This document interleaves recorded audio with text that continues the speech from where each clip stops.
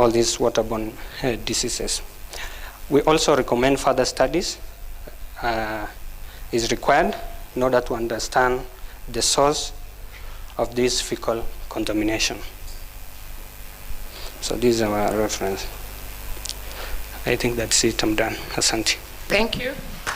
Let's give him a clap. At least Raban has saved us 1 minute, and Victoria saved us 3 minutes. So if we continue like that, we will be doing well. Now it's Catherine Kikabu, our next presenter. Kindly, those who are listening, kindly take your questions. We have 5 presenters, and then we will ask them questions together.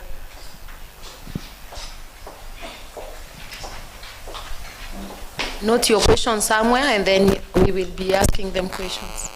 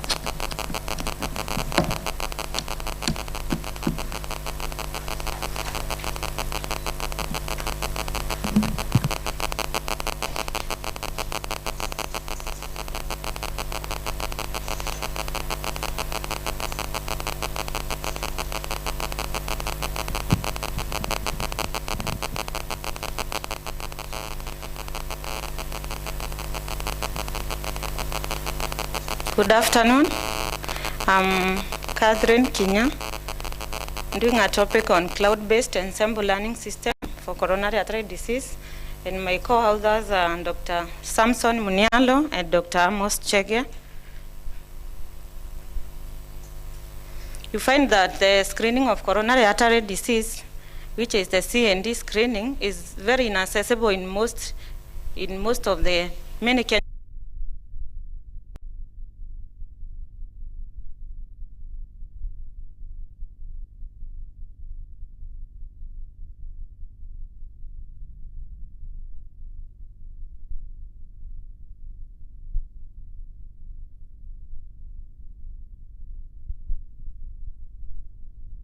That disease, and we are going to reduce the mortality and morbidity rate.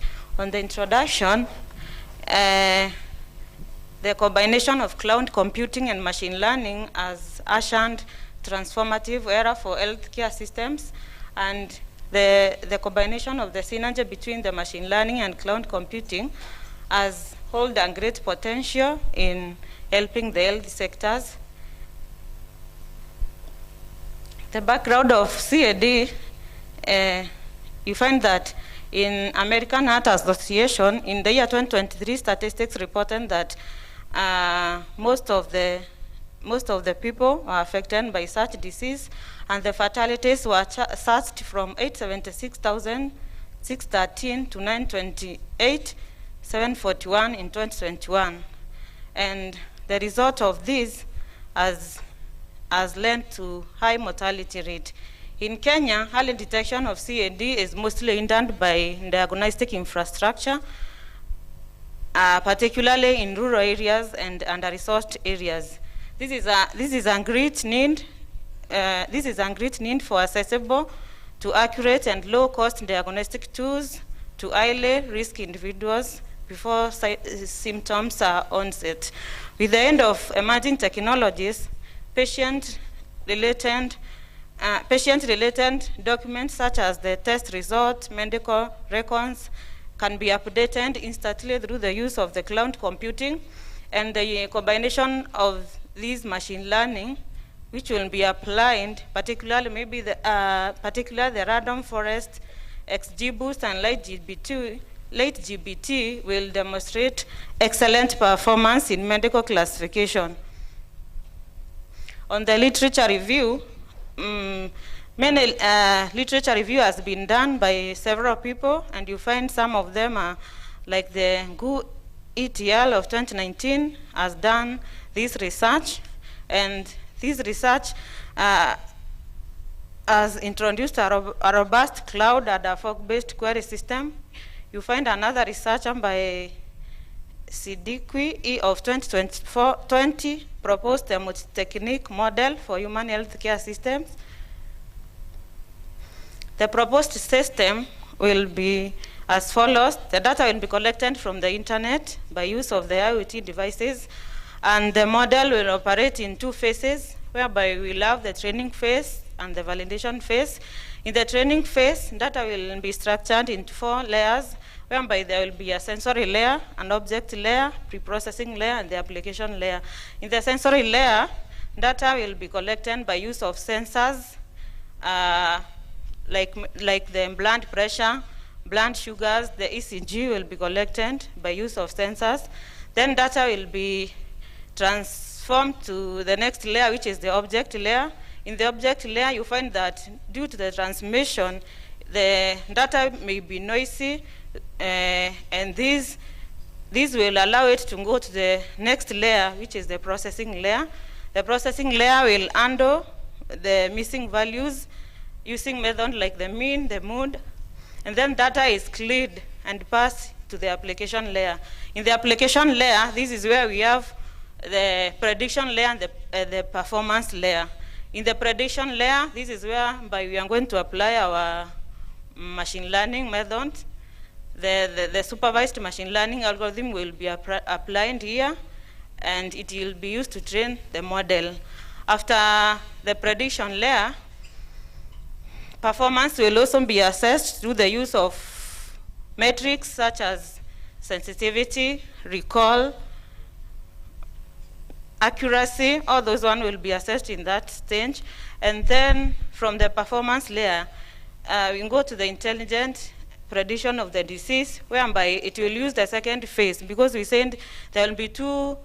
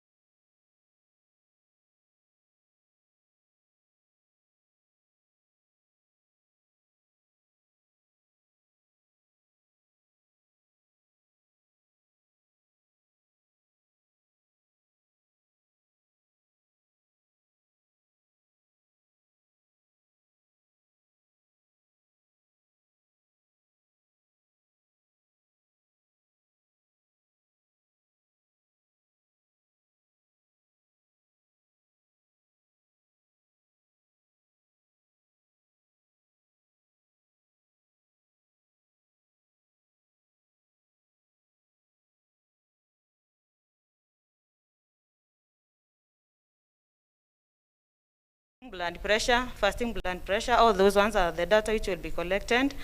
And then there will be a total of 8,100 patient records, which will be gathered from healthcare facilities across, and each will be comprised of 12 features, those features that I've mentioned above, like the sex, the age, and the blood pressure. And then the proposed architecture will be, as you can see, where data will be collected. Then the data will be combined and be stored in the cloud. Then there will be training, which will be done for data, and then the prediction. After the prediction, there will be classification algorithm that will be applied. Then there will be real-time prediction using the app to alert the users. The next one will feature engineering also will be done. This is transforming raw data into meaningful informations. Minimal pre-processing will also be done. Then the model architecture, the hybrid ensemble learning.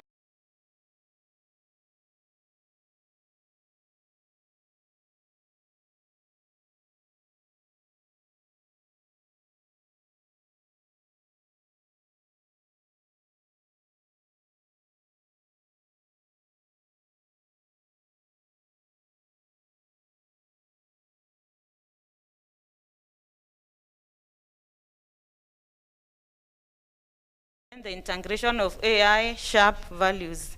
The contribution proposed cloud-based system powered by machine learning to monitor and predict the heart disease.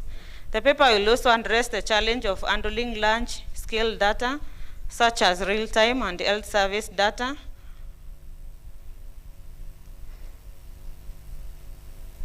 We have the model performance, whereby there are 3 models that are compared: the SVM, the random forest, and the gradient boosting and the ensemble model.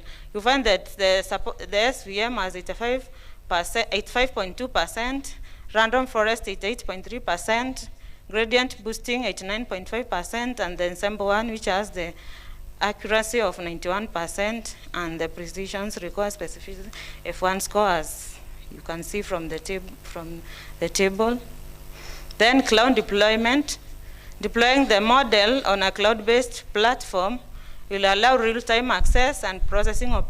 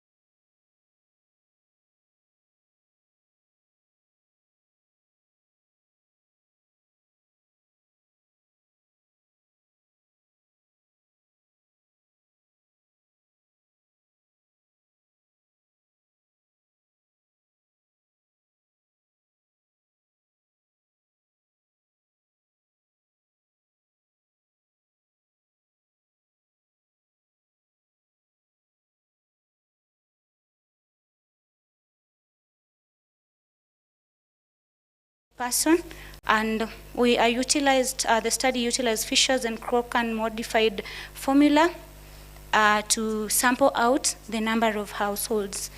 To identify the respondents, that is the household heads, the area of study was Mukuru, Kayaba, Mukuru, Kwanjenga, Mukuru, Kwa Ruben, and Viwandani, which are within the Mukuru belt, that is within Nairobi, and they were divided into stratas, but later the household members were identified through simple random sampling.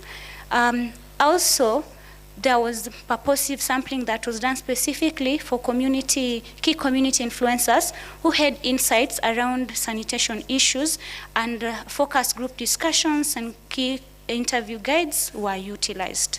A pilot study was also done within a similar setting of Mukuru, that is Kibera slums, with 10% of the total sample size. And this information was subjected to validation within the institution, the Sanitation Research Institute. And since the reliability of these research instruments were also key, they yielded a result of 0.756, which is literally within, that is above the reliability of 0.7 that is standard. Data was analyzed, and there was a test of association using the Pearson chi-square test of association, just to relate these coping strategies with the practice of raw sewage disposal, though research licensing was also permitted. Just to go directly to our discussions, basically these were some of the key variables that I was able to pick. You can see the male were more of among the many respondents at 50.6%, and it would relate to how it's more of male moving to the urban cities, but for this case it's quite 49.4%, and 50 is quite similar, close to each other. It would relate to these individuals moving to the cities to look for opportunities and all that. In age-wise, look at 18 to 35, who are among many of the youth that move in the area. And at the level of education, looking at its influence, our respondents are at a secondary level of education, just to show that they might be able to understand some of our sanitation interventions. I want to go directly to these scoping strategies, and they are divided into two. There are system strategies and practices. So for system strategies, we are looking at the user interface along the sanitation value chain. That is from the collection point to the transportation, that is conveyance, storage, conveyance, then treatment, then disposal. Probably they would use these sanitation products. So for this case, at the user interface, remember this is an informal settlement, 49.4% state to be using power flush toilet. And I would want us to be keen of how it's moving along the sanitation value chain. 28.5 are using pit latrines. Remember the setting, there are no roads, there is no access and all that. And 17% are using urinary diverting dry toilets. When you go to the storage areas, 25.1% use single pits, whereby once they have gone to the single pit as their interface, that is at the point of collection, it's still stored there. So that again becomes their storage. But for the 6.4 also have very improved pit latrines, those that have vent pipes, they have fly traps, and we have 1.7% that are using septic tanks. You can look at the interface at 49.4, and the septic tank at 1.7%, and ask, where is this other raw sewage going to? Then 38.3% used other methods like buckets and all that, while 22.1 had no storage systems. Then when we go to the conveyance point, where this sewage is being transported, 25.5% used jerry cans. That is the manual pit emptiers literally go down, remove the fecal matter, then it gets disposed. But then at 15.7% use human-powered system, whereby they're bringing a generator, it just gets the sludge out, then they're transported now through the drums. Then we have 36.2% again who have no systems of transportation would still relate it to our first user interface of 49.4. On the treatment point, the respondents state to have, thank you, 80% are not aware of any treatment methods. So I'm sure up to there, you can relate from the gap from where they are collecting it up to the disposal point. And the final one on just the practices is that the number of households that relocate because of poor sanitation amounting to 0.04. That is number of chances that disposal within the water sources would occur. That is showing a significant association. And the households that also neglect and see the issue around disposing raw sewage as not their business at 0.03.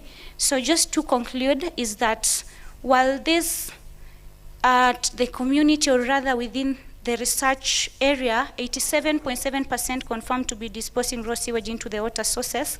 And you have already seen from the user interface how this is all triangulating to contaminate our waters. So this is just a call to the government, individuals in here, rather partners, and probably when we're designing our sanitation systems, apart from just coming in and bringing at the user interface, we have to work closely with the community and bring them on board even when designing the treatment systems, which need to be more localized for us to address sanitation across the sanitation ladder. Thank you so much. Let us give her a clap. She has consumed the 2 minutes we had saved, so the next person to ensure you save for us at least a minute. Shadrach?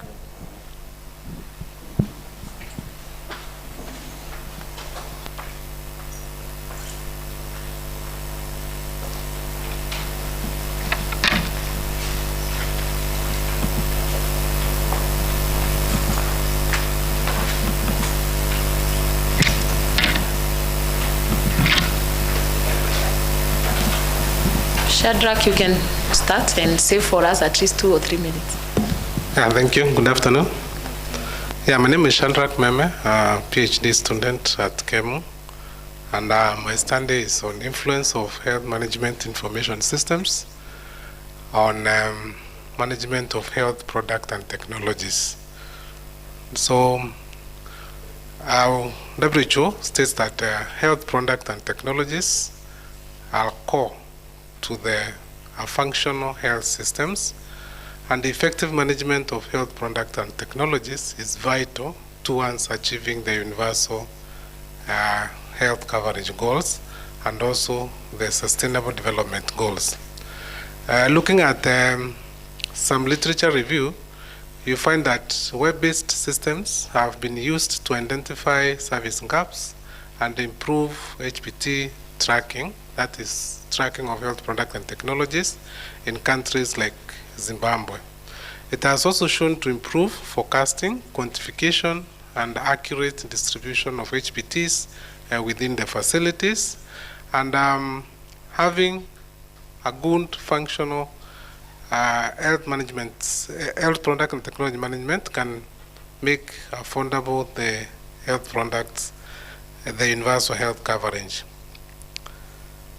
So it has been noted that access to health products and technologies remains a challenge, and there has been county differences. Despite the evolution of health function, there has been a challenge in terms of availability of health products and technologies, affordability, and even qualities. The main reason is being the underutilization of health information management system. So the whole study was quite big. It covered a number of counties, but specifically for this presentation, it focused on the influence of HMS on management of health products and technologies. The study locations were Kiambu, Kisumu, Machakos, Nyeri, Isiolo counties, and these counties were purposively selected because of the geographical distribution and also demographic profiles representing the country. The study method, of course, employed was mixed method research and design, which involves both qualitative and quantitative aspects. The sample size was 141 staff who are directly involved in management of health products and technologies, with 2 key informants from the 5 counties, that is making them 10. And the key informants were basically from the county health management teams. And the sampling method was census, and the data collection instrument were the key informant schedules as well as the questionnaires. So from the results, these questionnaires were distributed through the Google Forms. I received 106 responses, which was 75.2% response rate, which is considered adequate, and all the key informants participated in the study. So these are the results. It was noted that one of the top influencers of HPT, HMS, influencers of HPT management was applications, which was at 3%, the quality of data at 32%. Others were deployment infrastructure. When you did the chi-square test, it showed that there was no major differences among the counties, and it was perceived to be the same, meaning that most of the county hospitals are still using the basic HMS system. So from the study, it was revealed that HMS had a positive, strong, and statistically significant association with management of HPTs, and also it was found that it had a substantial, unique contribution in explaining the variance of management of HPT, and it turned out as one of the most impactful predictor of management of HPTs. The next model, or probably the framework that I'm trying to propose for adoption, is where HMS becomes central. Of course, we have other factors, but then HMS becomes central in defining the HPT management, in such that with the proper HMS, you are able now to keep what we call lean stock. You're also able to complete procurement systems within a short time, and you're also able to identify the needs. And this way, you're able to take less than 3 months to complete the cycle, and you not have to keep a lot of stock. By the click of the button, you're able to tell what items you need to reorder, and the system is also able to tell you the reorder levels and at what time you need to replenish the stocks. So in conclusion, the study concluded that HMS is statistically significant, and the decision was that the study rejected the null hypothesis, and they failed to reject the alternative, meaning that the HMS plays a major role in management of HPTs within the public health facilities. So key recommendations is the digitization and of course adoption of AI. This will help in leveraging. So because you realize in most of the government facilities, everything is done manually, and it takes a lot of time and HR to complete that manual exercises. So digitization, it can help. Hospitals should also invest in ICT infrastructure, and policymakers should adopt issues of AI and digitization. Thank you.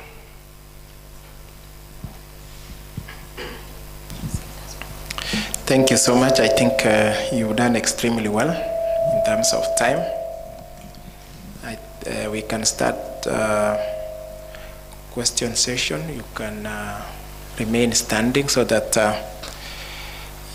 we can dispense with you in terms of questions. So I want to open the floor to participants. We've had 5 presenters, and let's start questions concerning this presentation of Shadrach. So you can raise your hand so that if you have a question, I can give you the chance. Yes, almost.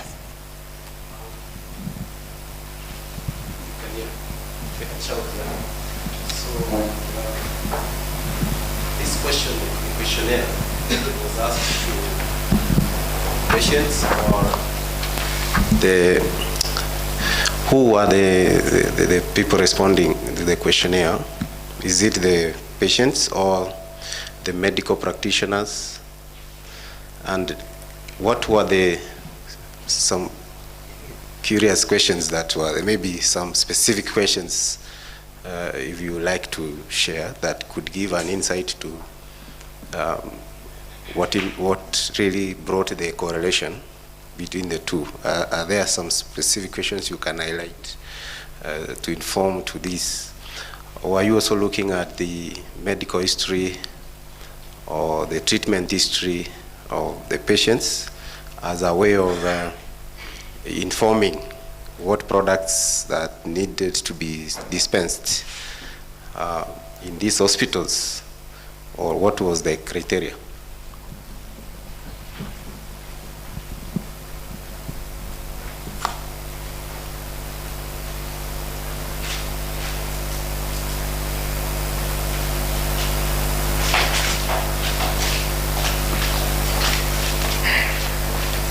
Okay, thank you very much. As I probably others prepare. I think, Shadrach, you can write down. I want to take more. Then you can respond at least 3. Actually, we are going at most 3, so I need 2 more.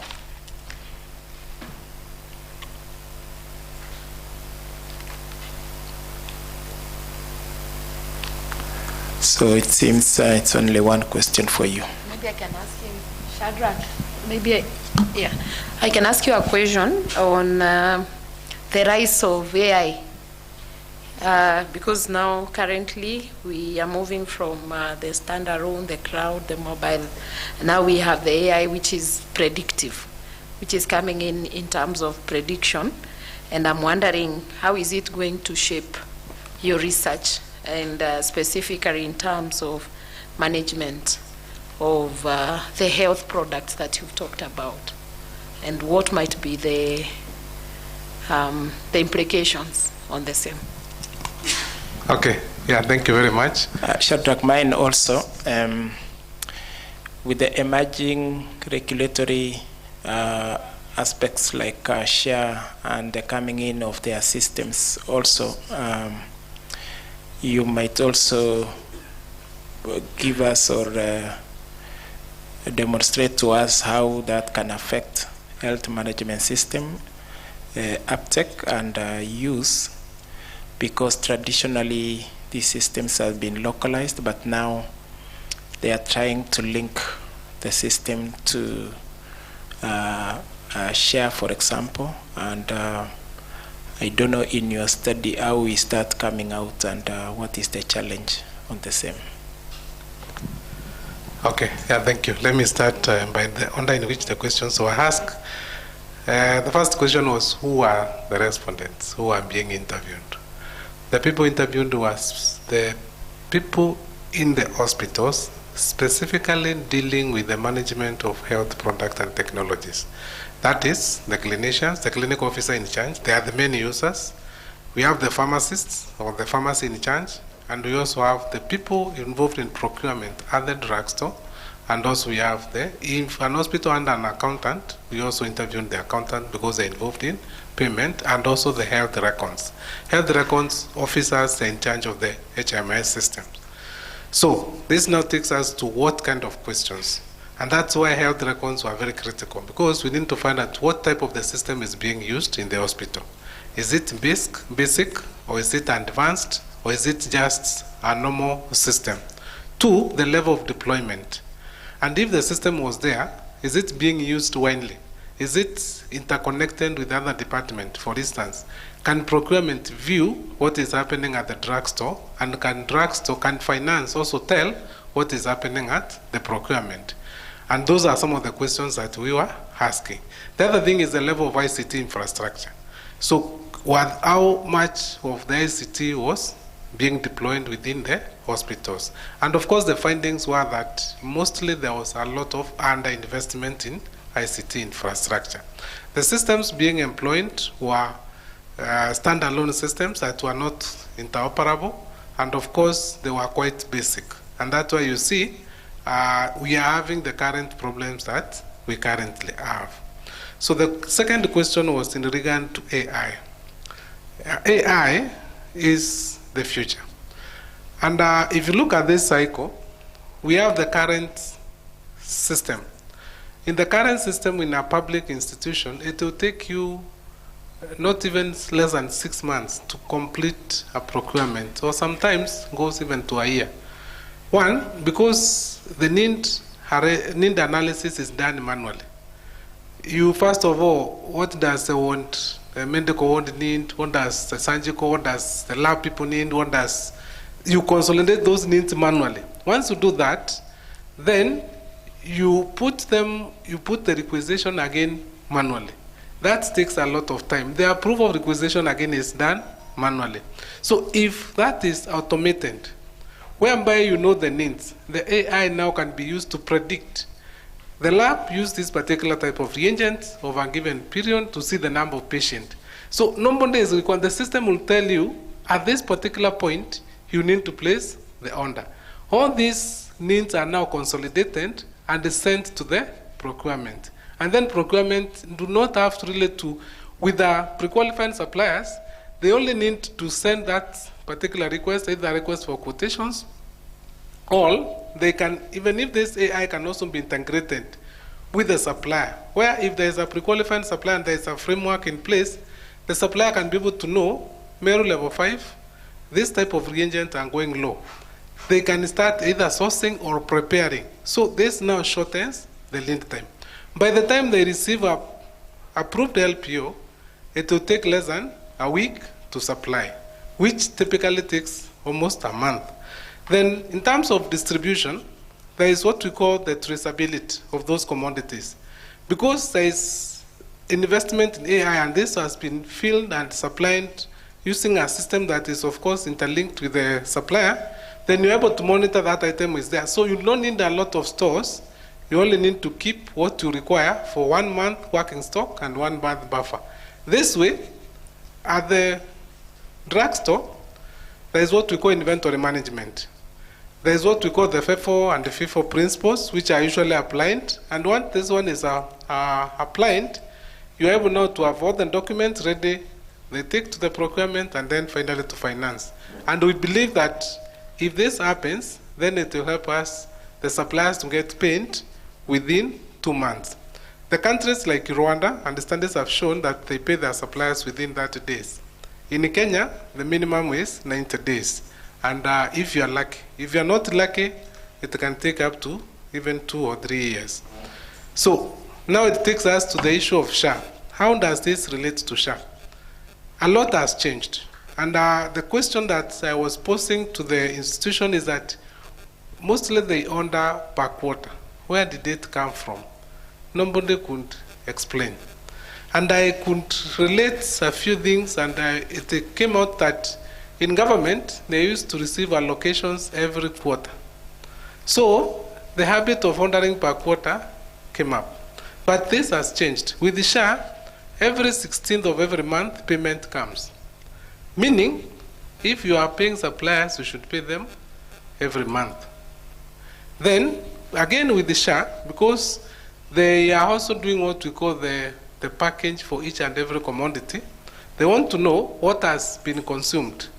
And initially, it used to be a system where you are paying a fee for service. Currently, they are paying the actual service that is delivered is what is paid. If it's a surgical case, whatever commodity has built is what is paid. So it might reach a point where SHA might say, we want to reimburse you the value of the commodities spent. So it relates very well and align with what SHA is doing. Thank you. Thank you, Shadrach. Can we clap for him? I want to wish you well in your studies. So next is Nasirumbi. So any question for Nasirumbi?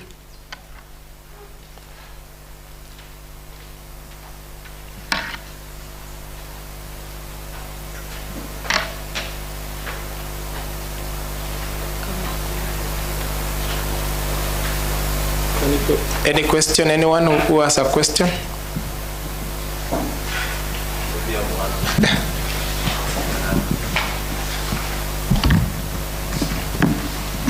Perhaps as others are looking at a question, I had one specific one to her. You know, this sanitation problem is something that everyone is studying. There's a lot of studies around, like today we have half of presentations are on sanitation, really. And we don't seem to be cracking the real problems, and this sanitation will become a big problem in the near future unless we really start cracking the solutions. My question is, yes, we know all these problems, we know what causes this sanitation and contamination and all this. What possible solutions are you suggesting, including point of source treatment solutions? Because it seems that if we treat these sanitation or effluents at source, it will be much efficient than, you know, everyone relying on sewer lines and all this and transporting it to specific points. What specific solutions are you recommending, including point of source treatment and a decontamination? Because that is what we should be really looking at so that we arrest this problem once and for all. Thank you so much for your question. One of the major recommendation I had was to probably have a community-centered design approach whereby the communities are taking lead to come up with solutions around the whole chain. From time to time, you've seen, currently in the country, there is the community-led community-led total sanitation, CLTS, whereby communities are being triggered and they are able to adopt sanitation systems at the user interface. But then, when you look across the chain, we are not coming up with systems of telling the community members on how they can literally transport their waste. So my solution would be probably a proposal that at the user interface, if we can, as development partners, literally enable these communities to monetize their fecal sludge, just to demonstrate to them some of the reusable materials, supplies that can come out of them, like the animal feeds. That is the many proposals that have been demonstrated in these conferences, like the black soldier flies. I think it's important just to re-emphasize on these approaches that have been demonstrated earlier on the utilization of fecal sludge at the user interface. But then it doesn't mean that we focus on centralized systems, like also the sewerage systems. Maybe at an enforcement level, I know the country has very many law enforcement areas, policies around sanitation that I think they would just need to be enforced, so that probably we have support around developing larger stabilization ponds, depending with the areas that we're dealing with, because we cannot manage all at the interface, but we can also manage it centrally. Yeah. I hope you answered. It's a point of discussion still. Thank you. Thank you, Nasirumbi, for the good presentation. I have a question to you. From the results that you presented, I've seen the sanitation interfaces, but according to your topic, you are talking about sanitation coping strategies of raw sewage. So which are these sanitation coping strategies? Because your results have not presented them. Thank you for that. I mentioned we might have different definitions around coping strategies, but for this case, I mentioned coping strategies around sanitation specifically, which is into two. There is the system, where I am talking about the system where they are collecting at. That is at the point of use. But then within the system again, there is the collection. Some have septic tanks, that is the storage. Some have septic tanks, some still store theirs within the pit latrines.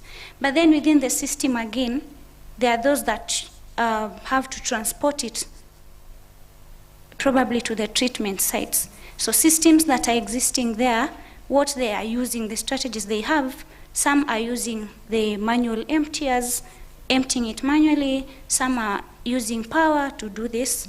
But then at the treatment point also, some at least are aware that systems that exist that we can literally use to address sanitation or treat fecal matter is within the stabilization ponds and all that. But then along, when it comes to the practices itself, we want to, literally the study was to look at what are they doing within their setting, even when the systems are existing. So these practices focused on a model called exit, voice, loyalty, and neglection model. And on the voice perspective is community members are taking the initiative to champion for good sanitation practices, while some are exiting from that unsanitary condition and move away to new areas that look probably better. But there are some that neglect the situation, it doesn't matter to them, so they stay and they're just there. They just stay with that and they're comfortable. But there are those who are loyal. They know that the government someday will come, so we just have to be here. So I literally used the two to describe the coping strategies. Maybe you might have a better understanding. I'll be glad to hear and get feedback to make it better. Thank you.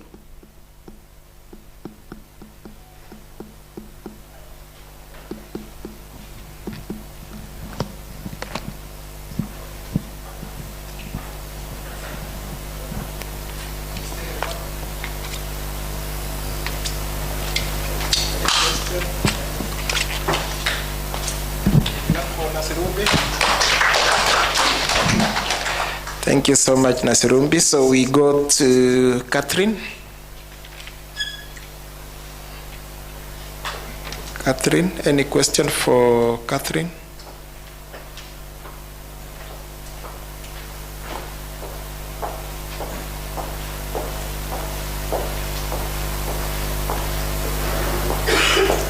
Maybe I can ask her since it seems the audience. Catherine, thank you for your presentation. I wanted to ask, is it possible to incorporate real-time monitoring tools, the wearables, and specifically for prediction accuracy? And if yes, which ones? Thank you, Doc, for your question. I mentioned sensors, and this is whereby they will help in collecting the data which will be stored in the cloud. And that data is the one which will be used by the app.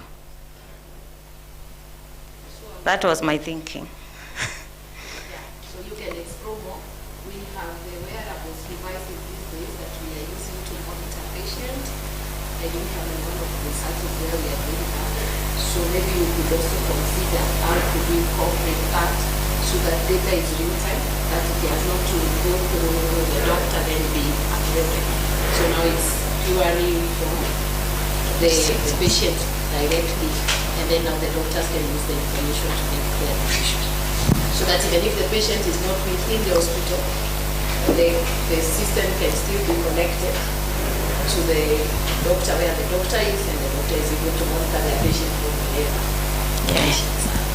Thank you. And there will be real-time response in terms of preventive care in case they really are.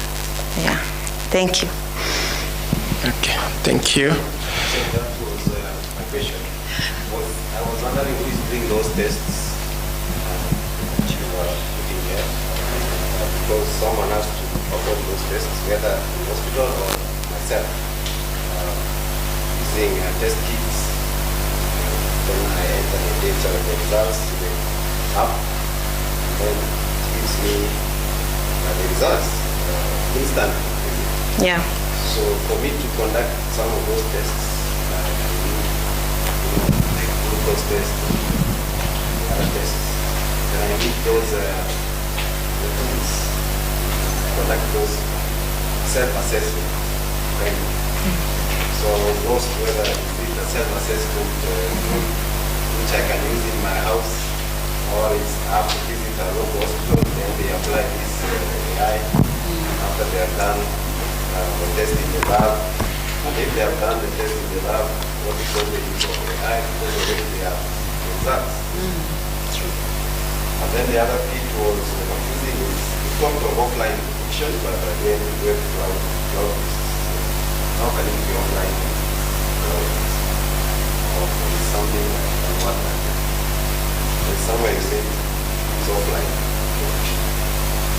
So offline or cloud-based, the way I know is that it has to be connected.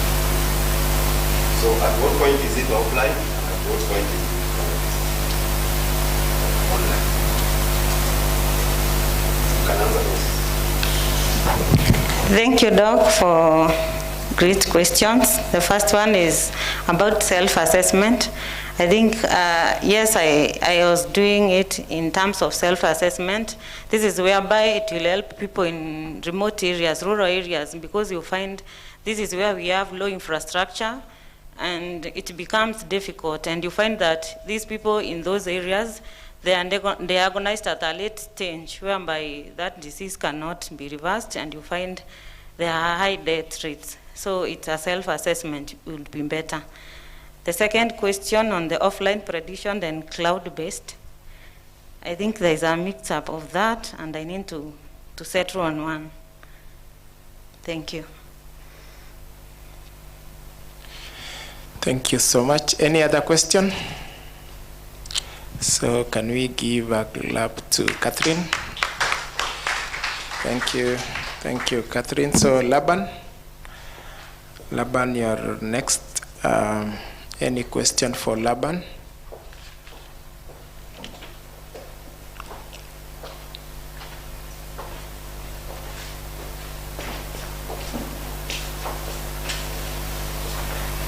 Any question for Laban? Yeah, my question is, you did sampling of boreholes and shallow wells and found those varying levels of contamination. Could you please clarify whether there was any differences? Was there more contamination in shallow wells than in boreholes, or more contamination in boreholes than in shallow wells? Yes, well, thank you.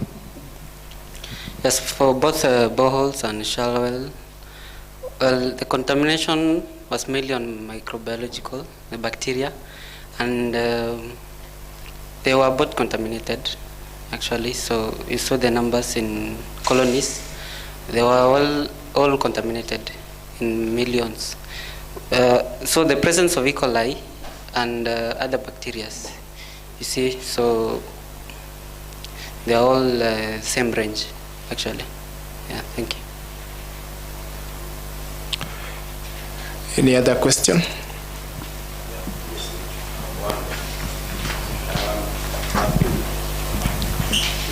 In your results, you needed to show the comparison with those standards, is it? Yes.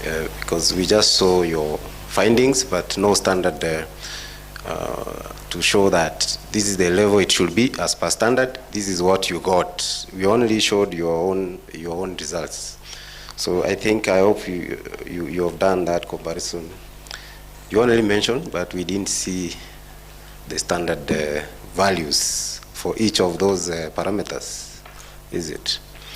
So that we can see whether they are high or they are less from the World Health Organization standards. Okay?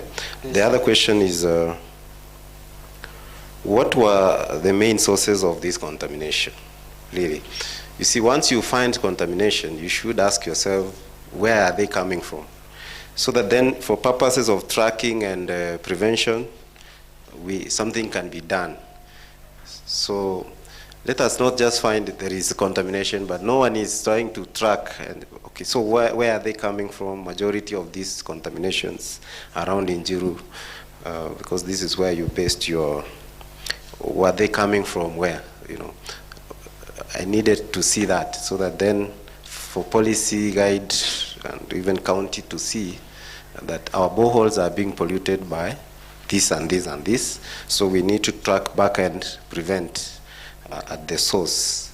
So what were the main sources, these contaminants?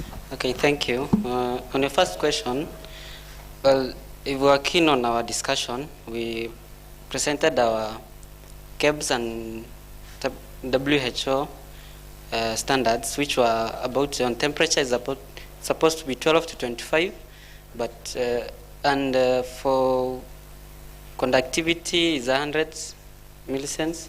Then total solids is 100 ppm. Dissolved solid is also 1500, and dissolved oxygen about 6. So it was presented. We have it within our results. So we have compared them, and those physicochemical and the chemical characteristics of the water were within the limits. So it was okay for consumptions and domestic use. Well, on your second question about the sources, so on our recommendation, we recommend, okay, the main contaminant there was the E. coli, the total coliforms, and the bacteria. So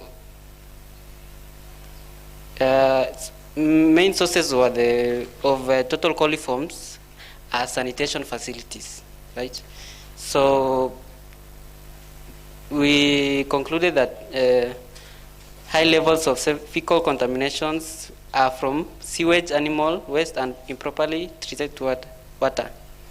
But also we can't be sure which one was, since our main topic was evaluating, assessing if the quality of water, not finding the sources of contamination.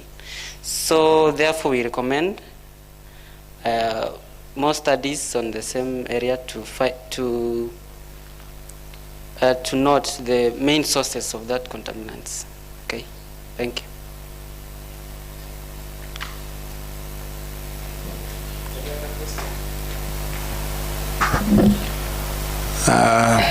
Seems there is no question, so can we clap for Laban? Thank you so much, Laban. So our last person presenter is Victoria. So any question for Victoria?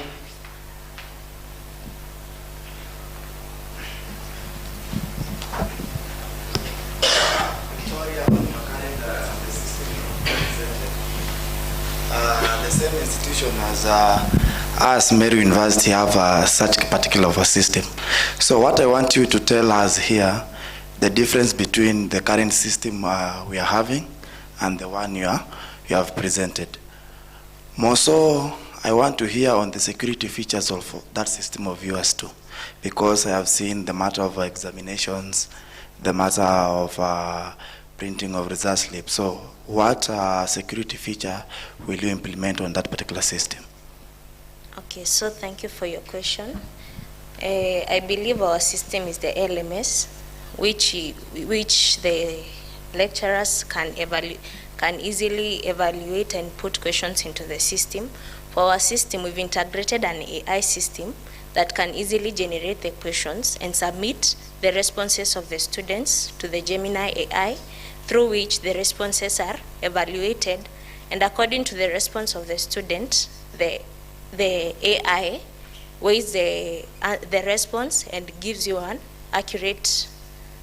accurate marks according to the weight of your response. And also on the security features, we've integrated a snapshot of the webcam of your device, where after every 5 seconds, the snapshot is a snapshot of the examinee is taken. Also, we've integrated a tab switch detection model that once you leave the platform, it gives you a notification telling you the number of trials that you've remained with to do your exam. If you leave it for more than 3 times, the system automatically submits your responses to the AI without. If you've not completed, it grades you your questions, your responses. Yeah, thank you.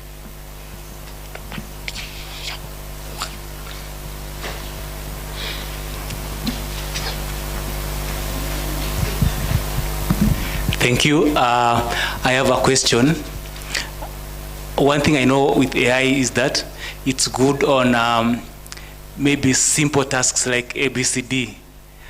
Tell me how you will marry what a teacher has taught in class and what AI will generate from your system. Thank you.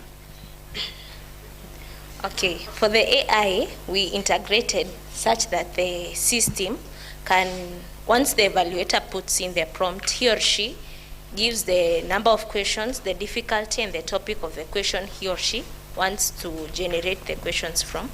Then the feedback is the AI generates the questions and gives the evaluator the chance to assess the questions, so that if he or she finds a question that the student cannot answer, they remove it from the generated questions. Oh, the responses.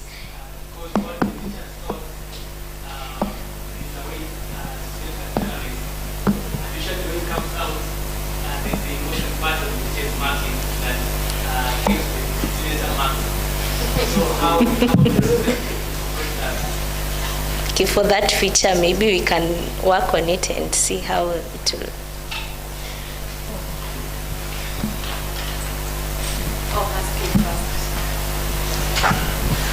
Hello. Hello. My first question is on your AI model, on the generation of question.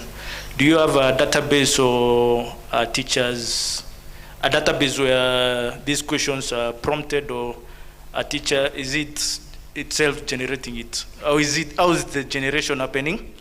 And then the second one is, does each institution have its own module, or is it a common module for all institutions that are going to use this AI module?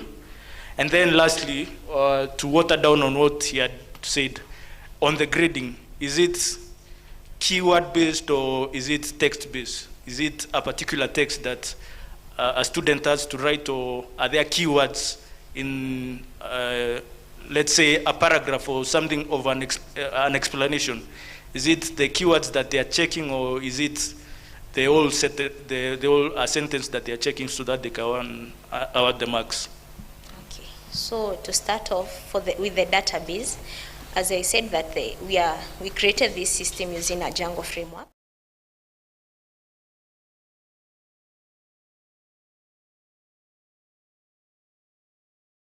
To generate the questions are generated and stored in the database, so that once the student wants to access the exams or the tests, he or she can log in the details, click on the subject he or she wants to take, then take the questions. The questions are seen on the platform, on the student platform.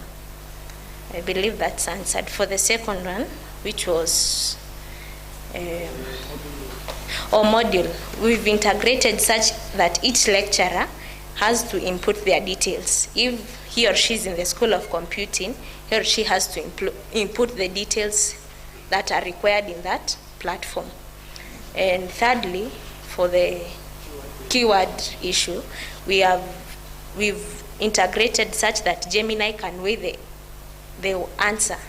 Like when you are asked what is a verb, the question will, I believe, will take it as the AI takes it, then you answer the question. Yeah. On the last one, yeah. So let's say what is a verb? I think your explanation, his explanation yeah. will all be different. So how does AI know which is the right answer, which is the wrong answer? Mostly it takes the keywords. The keywords? Yeah, like okay. What a verb is, it's a doing word. Yes. So it does that doing, the doing and the word, but... Yeah. Okay, thank you so much. So my question is, you said that in terms of saving time, when AI is marking the exam, it will reduce time by 60%. Is that right? Yeah. So if we know that AI is instant, so why only 60% and not instant when a student gives in the mark? Why is it not giving marking and giving the answers instantly if it is AI generated. Number two, it is about the question that I've heard so many people had about when the AI is generating the questions. Is it searching all over the web, or there is a specific area that maybe you have a database of questions that is searching from, or it will search from all over the web? Okay, for the time reduction, we were comparing it to the manual marking, where the educators or the instructors have to mark. For our system, it gives you an instant feedback. The reduction, we were just weighing the time. Then I think it shouldn't be 60%, but should, more. Yeah, it should in be my more. thinking. Yeah. For the generation of questions, I believe it's searching all over the web. Like when you go to an AI model and ask and prompt it for a question, it searches through the web, then it gives you the response.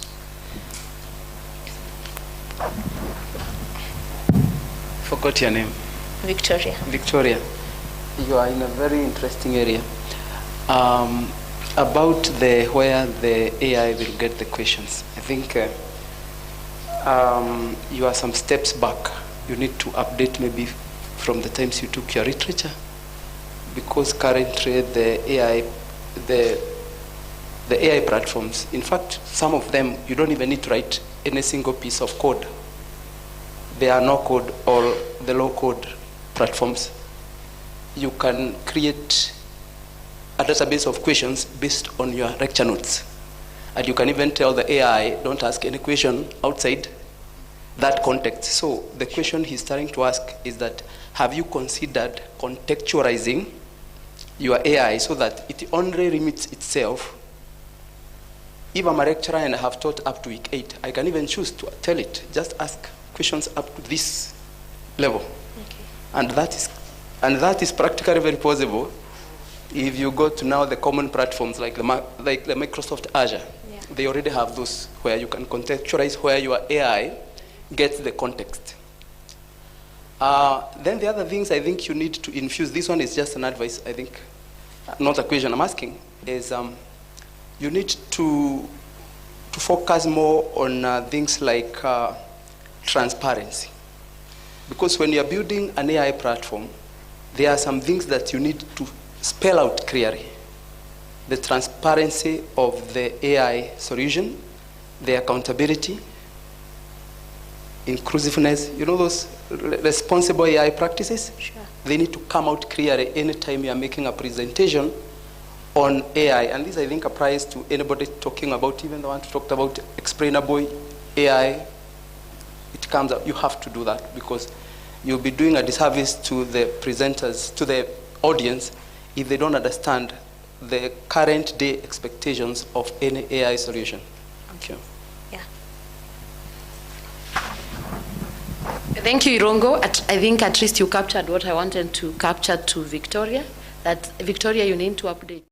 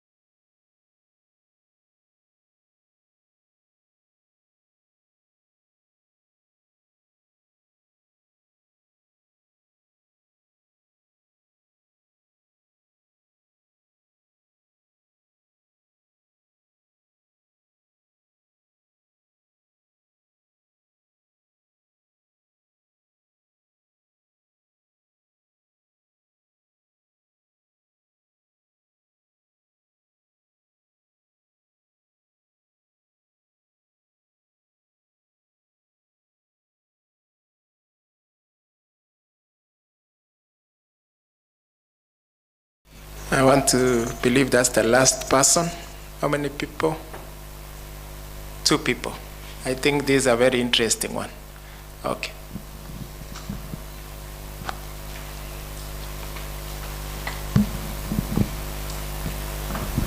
Okay, Victoria, that's amazing field you're working on. And my question is, in the course of your presentation, at times you mention, I believe. So I want to get the relation between faith and what you are presenting right now.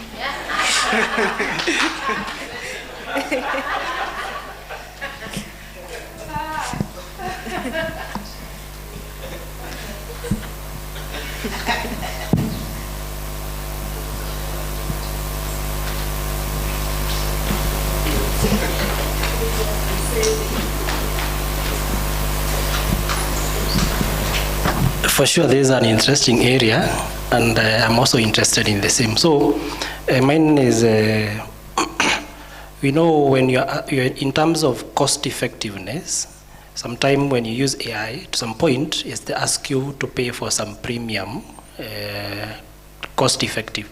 So when you'll be integrating your system with Gemini, have you considered any cost implication that you may require to use when you get to that point? Okay, for the Gemini, the reason as to why we chose the Gemini platform was because it was a free platform. There was a free platform, but we are considering on advancing it so that we can have access to the more advanced platforms of Gemini. Yes, now that advanced comes with cost implication. That is what I'm asking about. Yeah, we have considered it, but we are still working on the progress, yeah. Lastly, in terms of exam regularity, you talked about tab tracking and such things. Yeah. What about the risk of our answers being common? Is that being looked at, or have you ignored it? As of now, we've only integrated the tab switch and the snapshot. Yeah.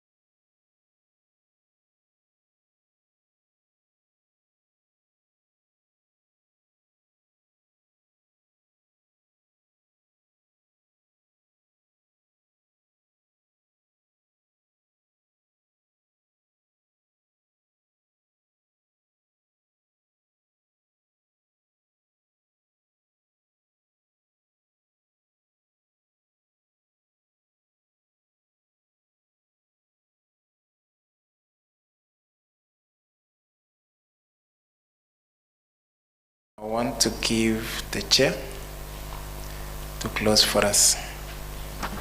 Thank you very much. I want to take this opportunity to thank all of us.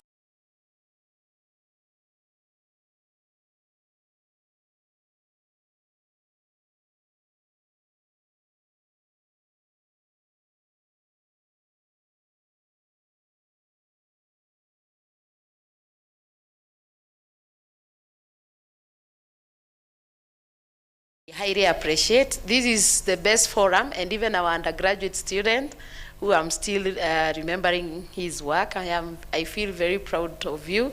I'm hoping through our research docket, we will be able to attract some monies using your work. That is what I'm looking forward to. That one day you'll be a star, and we will be having money as a university through your research. So I want to appreciate all of us. Thank you, members who've attended, and thank you even my co-chair who has assisted me in chairing this session, and even our morning chair, Dr. Zach. They were here in the morning, and I think our sessions for engineering and ICT have been successful. Of course, there were some presenters who did not appear, and I'm hoping next time they will be there to present their work, because one thing, anytime you present your work, what you do is you get more contributions, you get more insights, you go out and you work on those insights, because this is not a panel, this is not a defense panel, this is just where you're presenting to other peer researchers, and then they're able to review your work, they're able to give you their opinion, and I think that is one of the great things. I also want to take this opportunity to thank our Directorate of Research for organizing such an event, and even our Directorate of Postgraduate finding it fit to have the pre-conference before the conference that is being officially launched tomorrow. So we want to thank all of them for even giving us this opportunity as postgraduate students and even their supervisors to be able to showcase and explain the kind of research that we are doing. So I take this opportunity to thank everybody who has been present. I know there are those that are also following us online, and I want to appreciate all of us. And I want to announce that the conference now is with us, and since we are through with the pre-conference today, all of us are invited tomorrow for the main conference. So kindly talk to your neighbor, tell them the conference is there tomorrow, and we have to attend the conference. That is tomorrow, so that we are able even to do more linkages, get more collaborations, and get collaborators, and then we will be able to move the agenda of research to another notch. So I want to thank you, and I want to call Dr. Zach, because I know he's part of the organizing committee and he's with us. And I want to call him so that he gives us the parting shot, the last word as we end the day. Thank you. Karibu sana, Dr. Zach. Thank you. I want to re-echo my colleagues' words to thank each and every person. Every time you put yourself on that, you are putting yourself at risk of being crucified. Because some of the things you are going to say, there could be some people who know a bit more than what you are going to say. And if you go ahead and say them in a way that annoys them, you'll be up for some very serious grilling. So that's what I'm saying, it's very courageous that you show up here, present, and every time you present, something changes in your way of thinking about your work. So don't take this as not a serious thing.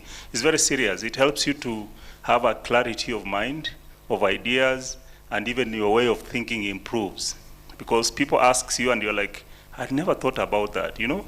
If you just sit with it in your desk, in your room, I'm telling you, the day you print it, after 3-4 weeks, you come and look at it, you are like, I'm not sure who wrote this. You'll be very shocked. But when you present and then go back and re-echo some of the things that people have been asking you here to think about, those are things that actually sometimes matter to people. People don't ask you things that really don't matter to them. So take it as something that improves you. And we are looking forward to seeing you publishing this work. The challenge ahead of us is big. People expect a lot from you, especially people in the universities, researchers. There's a lot that is expected of you, and just take it as something that you can achieve. About tomorrow, I've been told by the organizer that we need to be here early. As you see from the program, we have some senior people who are coming, and they would wish to find us already seated and ready to kick on. So please come early. Each session is closing their work separately, because there are people who are still doing the morning presentation, but we are happy that in this room we've gone with a very good speed. And so that's why we are closing. And I would ask among the presenters if someone can pray for us so that we can live in peace.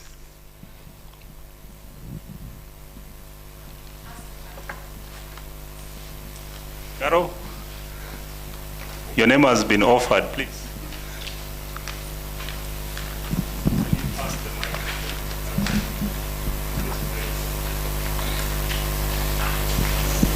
Let's start to pray.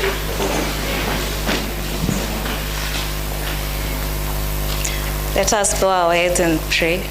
Thank you, Lord. Thank you, Father, for another moment that you've given to us. Thank you that you began with us from morning until now.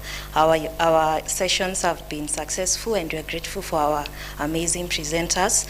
Thank you, Almighty Father, that we have started our conference well, and even for tomorrow and the day after tomorrow, God, we usher you in. In Jesus' name we pray. Amen. So thank you. Have a safe out there. So